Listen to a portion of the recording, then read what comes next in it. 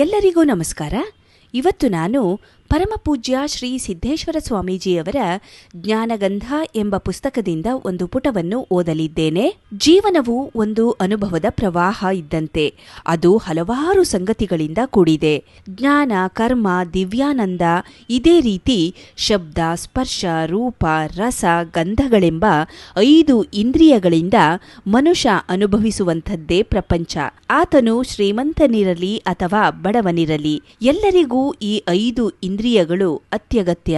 ಮನುಷ್ಯನ ಮಧ್ಯದ ವಯಸ್ಸು ಪ್ರಪಂಚದ ಪ್ರವಾಹ ಇದ್ದಂತೆ.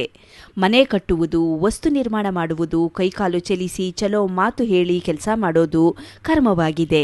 ಇಲ್ಲಿಯೇ ನಮ್ಮ ಬದುಕಿನ ಅರಮನೆಯನ್ನು ಕಟ್ಟಿಕೊಳ್ಳುವಂಥದ್ದು, ಜೀವನವನ್ನು ಚಂದವಾಗಿಸಿ ವೈಭವಯುತವಾಗಿ ಮಾಡುವಂಥದ್ದು. ಆನಂದಿಸುವುದು ಮನುಷ್ಯನ ಕೊನೆಯ ಹಂತ. ಅದು ಅನುಭವದ ಪ್ರತಿಫಲ. ಒಳ್ಳೆಯದನ್ನೇ ನೋಡುವಂಥದ್ದು, ಕೇಳುವಂಥದ್ದು ಮತ್ತು ಮನಸ್ಸು ಮೆಚ್ಚುವಂತೆ ಮಾತನಾಡುವಂಥದ್ದು. ಮನುಷ್ಯನ ಆರಂಭದ ಜೀವನವು ಒಂದು ರೀತಿಯ ವಿದ್ಯಾರ್ಥಿಯ ಜೀವನ. ಅದು ಬದುಕಿನ ಬುನಾದಿಯ ಹಂತ. ಇಲ್ಲಿ ತಿಳಿದುಕೊಳ್ಳಬೇಕಾಗುತ್ತದೆ, ಕಲಿಯಬೇಕಾಗುತ್ತದೆ, ಜ್ಞಾನವನ್ನು ಪಡೆದುಕೊಳ್ಳಬೇಕಾಗುತ್ತದೆ, ಸ್ವಚ್ಛ ಜೀವನವನ್ನು ಸಾಗಿಸಬೇಕಾಗುತ್ತದೆ.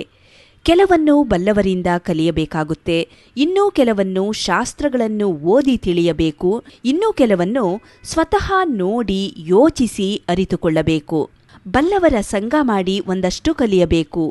ಹಾಳಾದವರನ್ನು ನೋಡಿ ಅವರಂತೆ ಆಗಬಾರದೆನ್ನುವುದನ್ನು ತಿಳಿದುಕೊಳ್ಳಬೇಕಾಗುತ್ತದೆ ಮತ್ತು ಕಲಿಯಬೇಕಾಗುತ್ತದೆ. ತಂದೆ, ತಾಯಿ, ಗುರುಗಳು, ಹಿರಿಯರು ಮತ್ತು ಜಗತ್ತಿನಿಂದ ಒಳ್ಳೆಯದನ್ನು ಕಲಿಯಬೇಕು ಮತ್ತು ಜ್ಞಾನವನ್ನು ಪಡೆಯಬೇಕಾಗುತ್ತದೆ.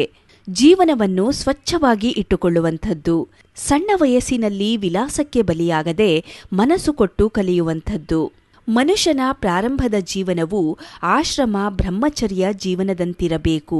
ಅದು ಕಾರ್ಯಸಿದ್ಧಿ ಮತ್ತು ಬದುಕಿನ ದಿವ್ಯಾನಂದಕ್ಕೆ ದಾರಿ ಮಾಡಿಕೊಡುವುದು ಎಂದು ಪರಮಪೂಜ್ಯ ಶ್ರೀ ಸಿದ್ದೇಶ್ವರ ಸ್ವಾಮೀಜಿಯವರು ಜ್ಞಾನಗಂಧ ಎಂಬ ಪುಸ್ತಕದಲ್ಲಿ ವಿವರಿಸಿದ್ದಾರೆ. ಧನ್ಯವಾದಗಳು.